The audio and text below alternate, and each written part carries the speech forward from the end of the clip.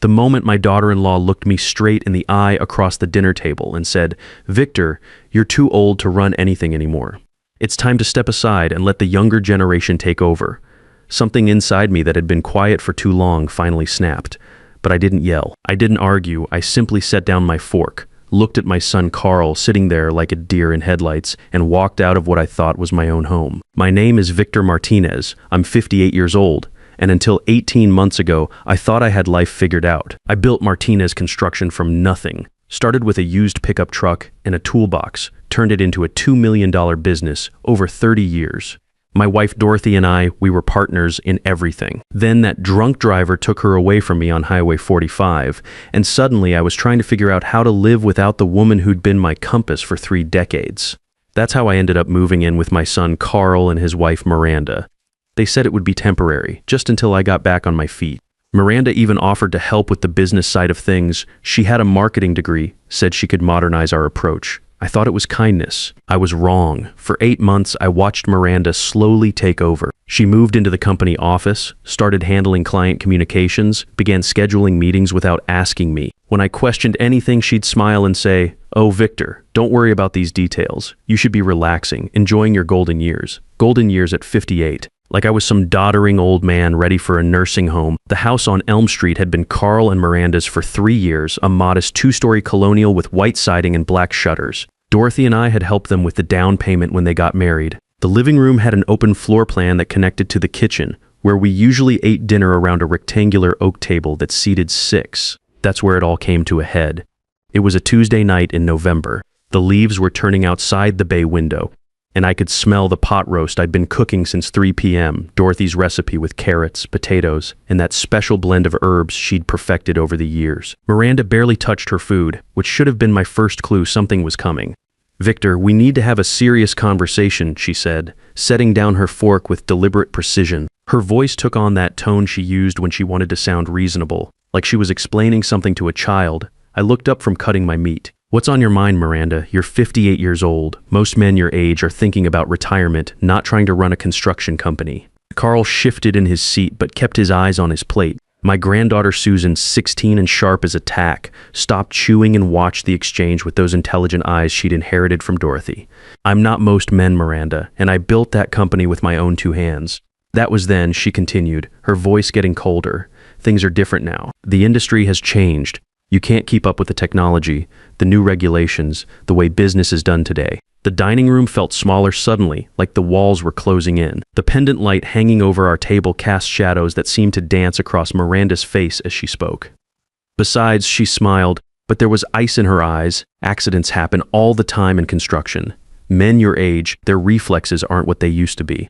Their judgment gets cloudy. It would be terrible if something happened because you insisted on staying involved when you should have stepped back. That wasn't concern. That was a threat. The words hung in the air like smoke from a fire you can't quite locate. "If you think I'm stepping aside," I said quietly, setting my knife and fork down parallel on my plate the way Dorothy had taught me, "you're mistaken." Miranda's mask slipped for just a second. Something cold and calculating flashed across her face before the concerned daughter-in-law expression returned. "Victor, you're being unrealistic. This house, the business, everything is going to be Carl's eventually anyway. Why not make the transition now, while you can still enjoy your retirement?" "Whose house?" I asked. She blinked. "What? You said this house. Whose house is it?" Miranda laughed, but it sounded forced, like glass breaking in slow motion. "It's Carl's house, obviously. We've been living here for 3 years." I stood up from the table slowly, my chair scraping against the hardwood floor. "Actually, Miranda, it's my house. The deed is in my name, always has been. Same with the business." The silence that followed was deafening. Carl stared at his plate like it might provide answers. Susan's eyes went wide, but she stayed quiet. Miranda's face cycled through confusion, then disbelief, then something that looked almost like panic. "That's impossible," she whispered. "Check the county records," I said, pulling my napkin from my lap and placing it beside my plate. "I'll be in my room." I walked through the living room, past the fireplace where Dorothy's photo still sat on the mantel, and climbed the stairs to the guest room that had become my temporary home. My heart was pounding, but for the first time in months I felt like myself again. I also knew I'd just declared war. The next morning, Miranda was gone before I got up at 6 a.m. Her car wasn't in the driveway, and there was no coffee made, something she'd done every morning since I moved in, always making a point to mention how she was taking care of me. Carl left for his job at Henderson Associates architecture firm without saying a word, just grabbed a banana and walked out the front door like he was afraid to make eye contact. Only Susan talked to me, and what she said changed everything. "Grandpa," she whispered as I was making coffee in the kitchen, the morning sun streaming through the window above the sink, "I need to show you something." She pulled out her phone and showed me screenshots of text messages. Miranda had been messaging someone called Coach B for months. The messages were brief but clear, updates about my health, my declining mental state, discussions about accelerating timelines. "She's been planning this for a long time, Grandpa," Susan said, her voice barely above a whisper.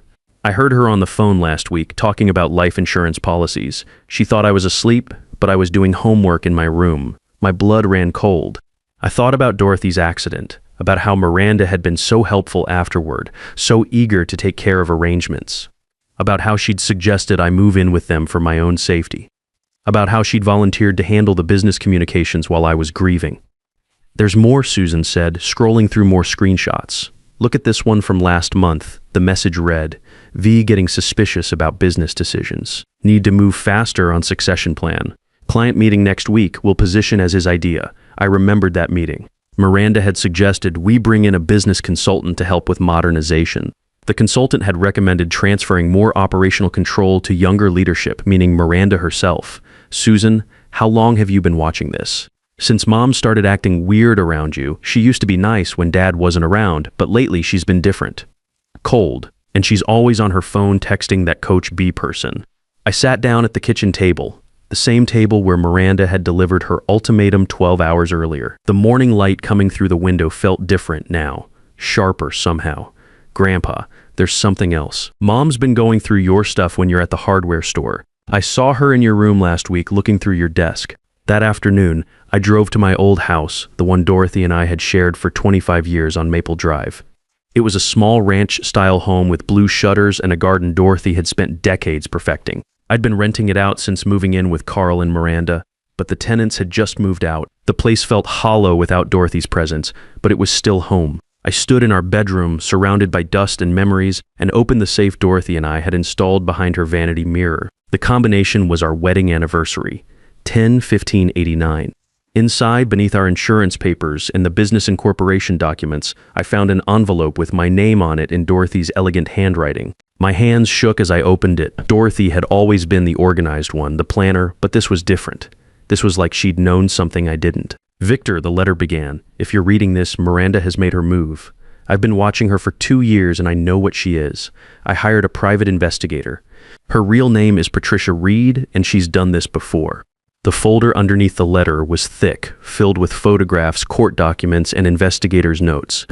Miranda, or Patricia Reed, had targeted an elderly businessman in Phoenix 5 years ago, a widower named Eugene Whitman who owned a successful landscaping company. The pattern was identical. She'd met Eugene at a coffee shop, the same coffee shop she'd been frequenting for weeks before he ever showed up. She'd presented herself as a marketing consultant, wormed her way into his business, isolated him from his adult children, and positioned herself to inherit his company when he died. Eugene's death had been ruled accidental, a fall from a ladder while inspecting a job site. But his children had contested the will, claiming Patricia had manipulated a vulnerable old man. The case dragged on for 18 months before being settled out of court. Patricia collected an $800,000 inheritance and disappeared. 2 years later, she surfaced in our town with a new last name and met my son at a coffee shop that, according to the investigator's notes, she'd been frequenting for weeks before Carl ever showed up. Dorothy had seen it all. While I was grieving and vulnerable, she'd been building a case. The letter included contact information for an attorney named Margaret Collins who specialized in elder financial abuse. "I couldn't tell you while I was alive," Dorothy's letter continued. "You would have confronted her directly, and she would have disappeared like smoke. But now you have everything you need to protect yourself and our family." I sat on our old bed holding Dorothy's letter, and for the first time since her funeral, I smiled. My wife had been protecting me from beyond the grave. I called Margaret Collins that evening from the kitchen of my old house, standing at the same counter where Dorothy used to make her famous chocolate chip cookies. "Mr. Martinez," Margaret said, "your wife contacted me 2 years ago. She was very thorough. We have everything we need." "Everything for what?" "To destroy Miranda's entire operation. She's made several mistakes this time. She moved too fast, got too comfortable. And thanks to your wife's preparation, we have a paper trail that will bury her." Margaret explained that Dorothy had been monitoring Miranda's activities for months before her death. She'd recorded conversations using a small device hidden in her purse. She documented Miranda's gradual takeover of business operations. She'd even had Miranda investigated criminally. Your wife was remarkable, Margaret said. She anticipated every move Miranda would make. She set up monitoring on all your business accounts. She documented the client manipulation. She even identified the shell corporation Miranda established to funnel money. What shell corporation? Reed Business Solutions. Miranda's been slowly transferring Martinez construction contracts to her own company. She's been skimming 15% off every job for the past 6 months. We estimate she's stolen approximately $75,000 so far.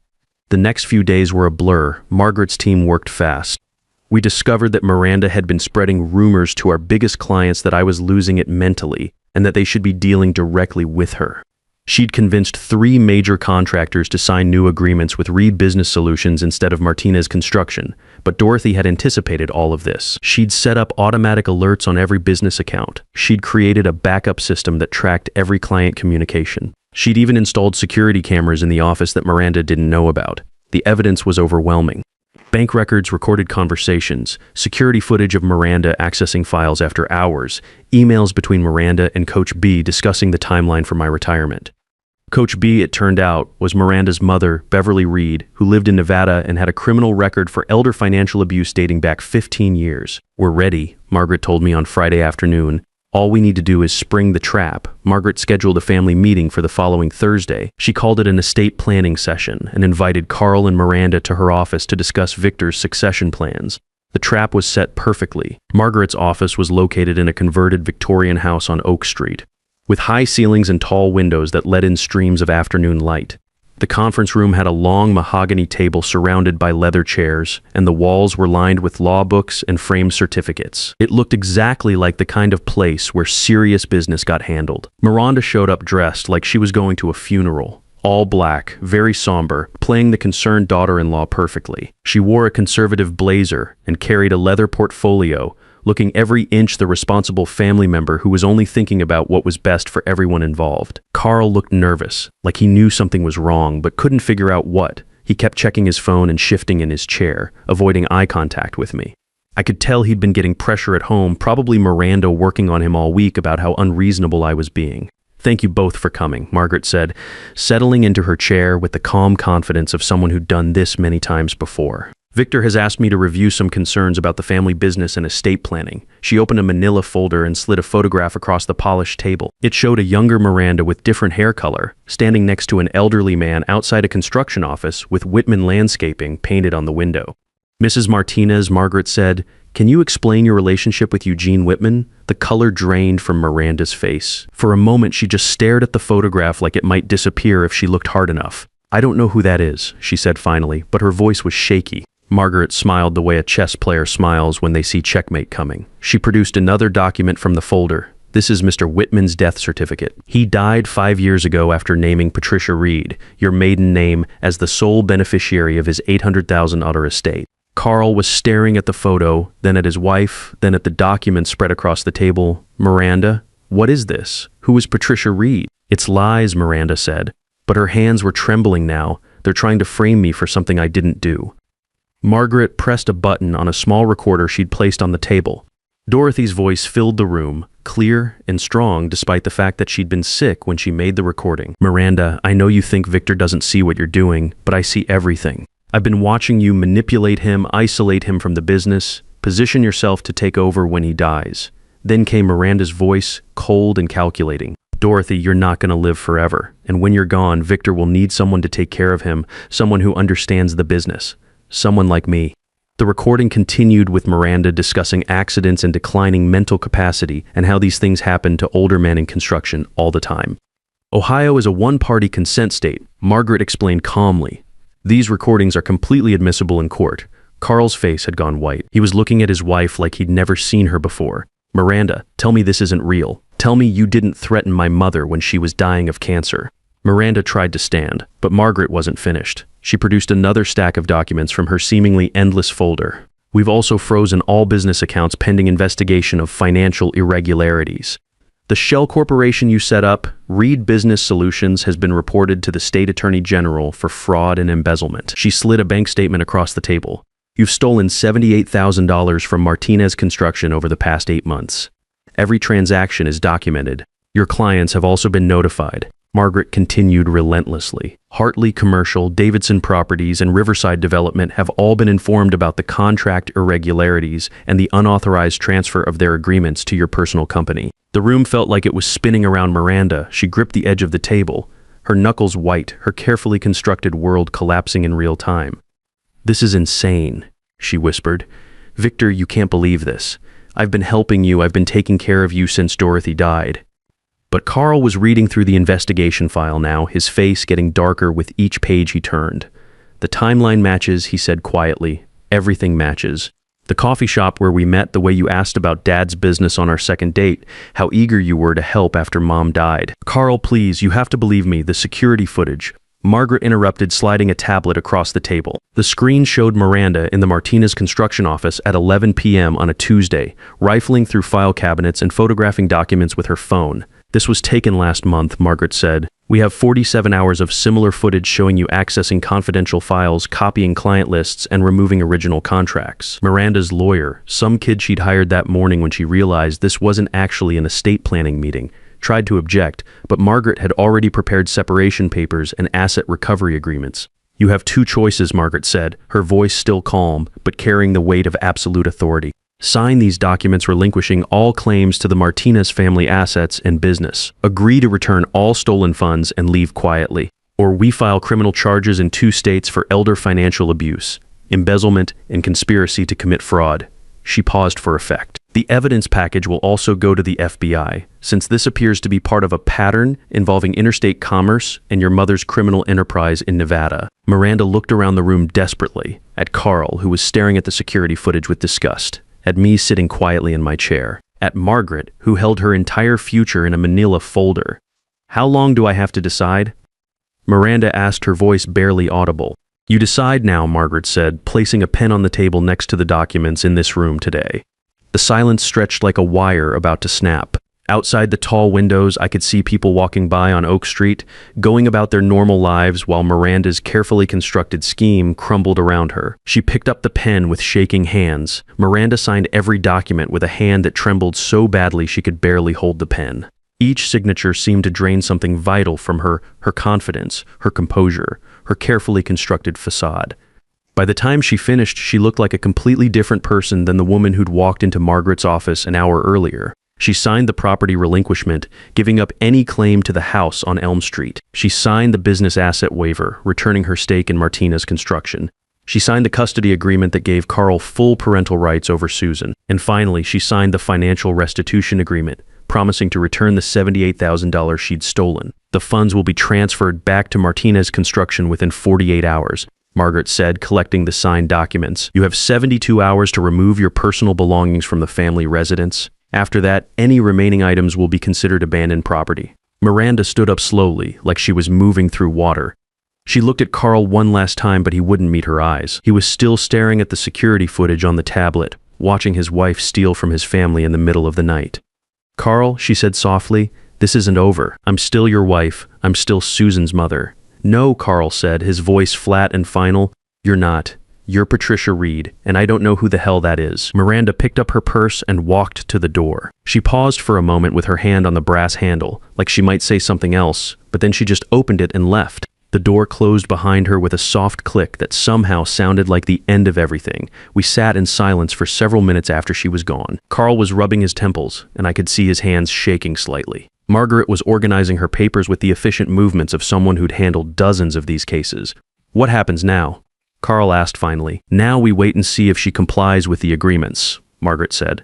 "If she doesn't, we file the criminal charges. But in my experience, people like Miranda don't want to spend the next 10 years in federal prison. She'll comply." Carl looked at me across the table. "Dad, I'm so sorry. I should have seen what she was doing. I should have protected you. You were in love," I said. "Love makes us blind sometimes. Your mother knew that. She didn't blame you, and neither do I." The drive back to Elm Street was quiet. Carl followed me in his car, And when we got to the house, Susan was waiting on the front porch. She must have seen something in our faces because she ran down the steps and hugged me tight. "Is it over, Grandpa?" she asked. "It's over, sweetheart." That evening, the three of us sat around the kitchen table, the same table where Miranda had delivered her ultimatum just a week earlier. But this time, it felt different, lighter somehow. Susan was doing her homework while Carl and I went through business documents, planning how to transition operations back to normal.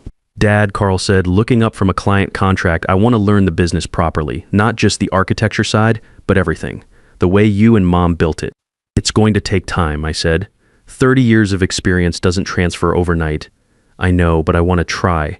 I want to be worthy of what you've built." Over the next few weeks, we rebuilt Martina's construction piece by piece.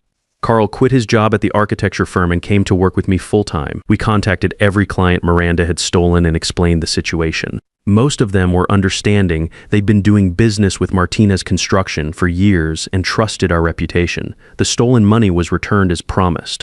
Miranda's bank accounts were liquidated to cover the restitution, and she disappeared from town as quietly as she'd arrived 5 years earlier. Word got around the construction industry about what had happened, and her reputation was finished. No one would hire Patricia Reed or Miranda Martinez or whatever name she decided to use next. A month after the confrontation, I moved back into the house on Maple Drive. Susan convinced me it was time to come home, and she was right. The place felt different without Dorothy, but it was still home. Carl helped me repaint the kitchen and fix the loose boards on the front porch that I'd been meaning to get to for months. Susan came by every day after school. She'd sit at Dorothy's old desk in the living room and do her homework while I worked in the garage, organizing tools and planning the next day's jobs. Sometimes she'd help me with estimates, showing me how to use the computer software that had intimidated me when Miranda was running things. "Grandpa," she said one afternoon while we were reviewing a bid for a commercial renovation, "are you going to be okay? I mean, really okay?" I looked at my granddaughter, this smart, observant young woman who'd seen through Miranda's act when the adults around her were fooled. "I'm better than okay, Susan. I'm exactly where I'm supposed to be." The business was thriving again. Without Miranda's interference and theft, our profit margins improved dramatically. Carl was learning fast, asking the right questions, showing the kind of judgment that comes from genuinely caring about the work, rather than just seeing it as a means to an end.